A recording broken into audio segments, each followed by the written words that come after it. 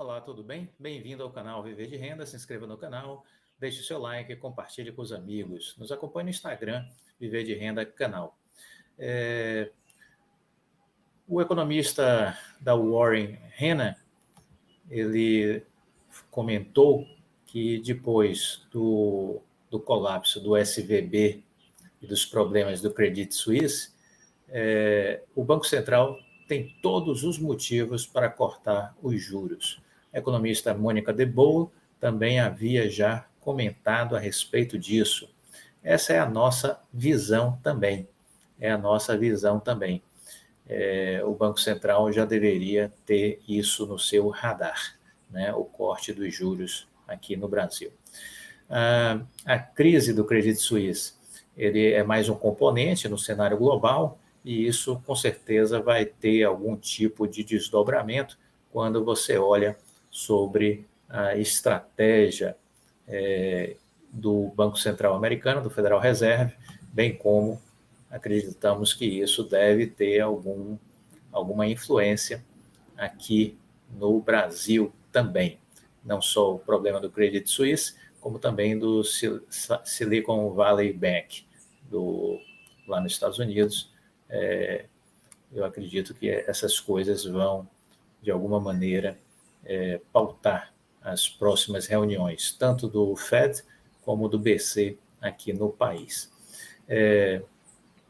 Muito bem, esse é o cenário, a gente vai ficar acompanhando.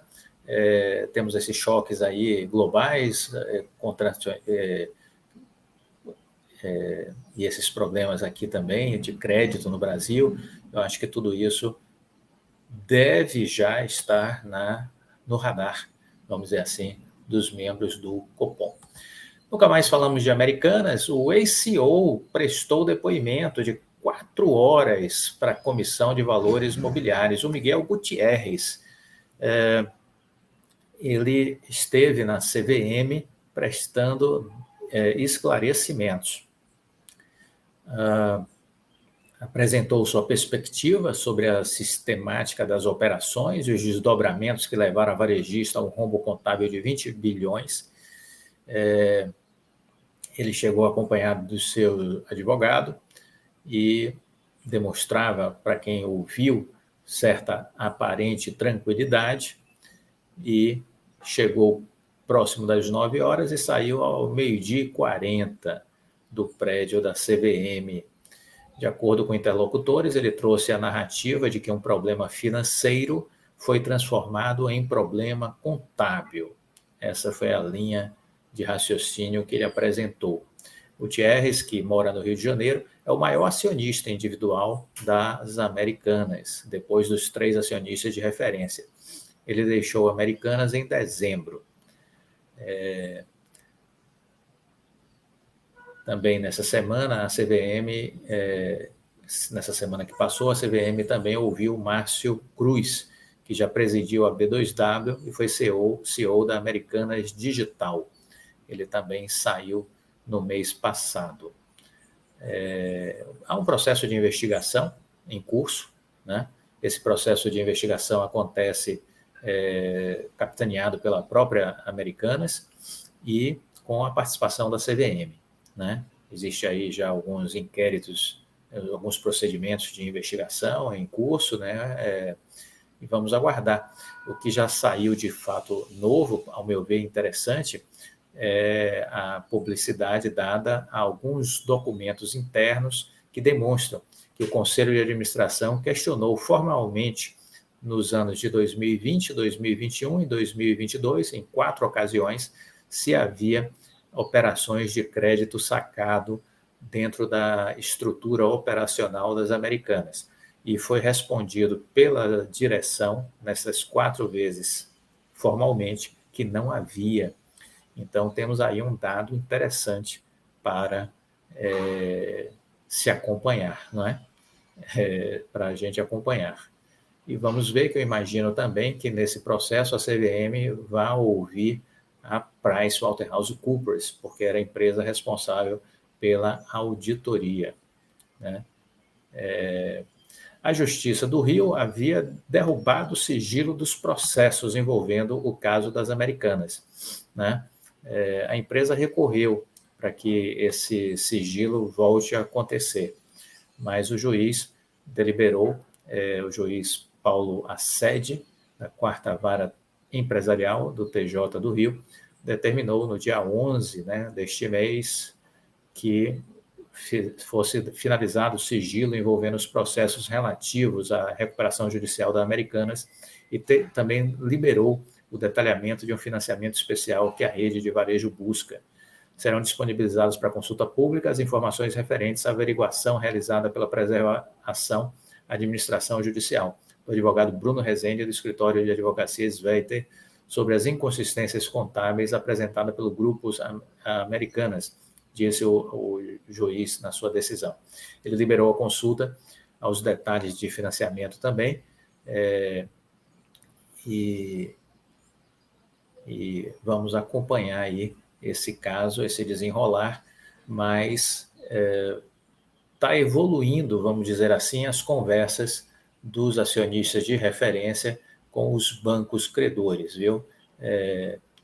Nos parece que estamos próximos de um entendimento para a resolução dessas questões entre os bancos e as Americanas, inclusive com um aporte aí de recurso sendo feito pelos acionistas controladores, que deverá chegar a 12 bilhões de reais, o que já deixaria os bancos satisfeitos, né? Falamos que a Oi entrou na segunda recuperação judicial, né, um fato realmente estranhíssimo. A empresa saiu da RJ dizendo que não tinha motivo para estar lá e agora, em tão pouco tempo, volta correndo. Deu um passeio no mundo externo e voltou correndo para o mundo protegido da justiça. E no protocolo entregue ao juiz, se fala em um passivo de 43,7 bilhões de reais, né? Isso foi assinado no dia 16, a concessão da recuperação judicial, dia 16 de março, e 2 semanas, né, após a entrada do pedido.